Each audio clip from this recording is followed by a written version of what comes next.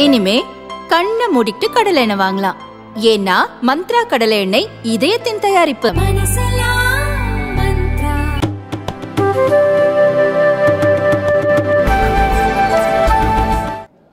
ఈరోజు తిరుమల వెంకన్న దర్శనం చేసుకొని స్వామి ఆశీస్సులు పొందటం చాలా సంతోషంగా ఉంది. రాబోయే ఎన్నికల్లో జగనన్న రెండవసారి ముఖ్యమంత్రి అవ్వాలి. ఎమ్మెల్యేలు ఎంపీలు అందరూ కూడా గెలిచి ఈ రాష్ట్రాన్ని మరింత అభివృద్ధి వైపుకు నడిపించాలని మనస్ఫూర్తిగా కోరుకున్నాను. అండ్ నిన్ననే ఒక ఇన్సిడెంట్ జరిగింది రాష్ట్రంలో. నిజంగా ప్రతి మహిళ కూడా బాధపడే విధంగా ఈరోజు గీతాంజలి తన జీవితాన్ని చాలించడం చాలా బాధేస్తుంది.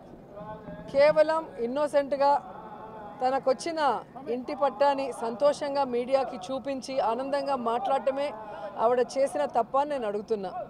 ఈరోజు ఐటీడీపీ కానీ జనసేన కానీ ఏ విధంగా ఆ అమ్మాయిని వల్గర్గా మెసేజ్లతో కానీ వీడియోస్తో ఎంత వేధించారో ఈరోజు అవన్నీ చూస్తుంటే మహిళని గౌరవిస్తున్న ఈ పుణ్యదేశంలో ఇలాంటి ఘటన నిజంగా చాలా దురదృష్టకరం.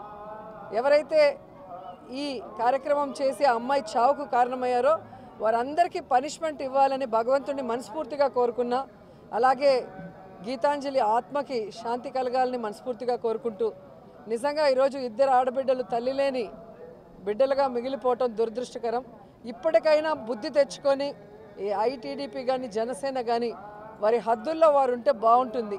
మహిళలు అంటే చులకనగా మాట్లాడటం, వల్గర్గా మెసేజ్లు పెట్టడం, చివరికి మనిషి ప్రాణాలు తీసుకునే స్థాయికి వాళ్ళని హ్యూమిలేట్ చేయడం కరెక్ట్ కాదని కూడా ఈ సందర్భంగా తెలియజేస్తూ, సో మహిళలందరూ కూడా దీని మీద గట్టిగా స్పందించాలి, ఒక నిర్ణయం కూడా తీసుకోవాలి. రాబోయే ఈ ఎన్నికల్లో మహిళల్ని చులకనగా చూసే, మహిళల్ని కేర్లెస్గా చూసే, మహిళల జీవితాల్ని నాశనం చేసే ఆ తెలుగుదేశం జనసేనని తరిమి కొట్టాలని కూడా కోరుకుంటున్నా.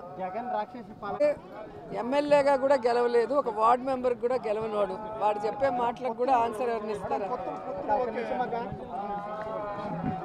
వాళ్ళకి జగనన్నతో పోటీ చేసే దమ్ము ధైర్యం లేదని అర్థమైపోయింది. గెలవలేమన్న ఒక భయం పట్టుకుంది కాబట్టి ఎవరు దొరికినా వాళ్ళతో పొత్తు పెట్టుకొని వాళ్ళకి సీట్లు పంచుకునే స్థాయికి ఈరోజు వాళ్ళు దిగజారిపోయారు. సో జగనన్న దమ్మున్న నాయకుడు, ప్రజలకి మంచి చేసిన నాయకుడు, భగవంతుడి ఆశీస్సులతో ప్రజల ఆశీస్సులతో మళ్ళీ రెండవసారి ముఖ్యమంత్రి కాబోతున్నాడు. ఈ రాష్ట్రాన్ని మరింత అభివృద్ధి వైపుకి నడిపిస్తూ ప్రజలకి మరింత సంక్షేమాన్ని ఇస్తాడని కూడా నేను చెప్పగలను.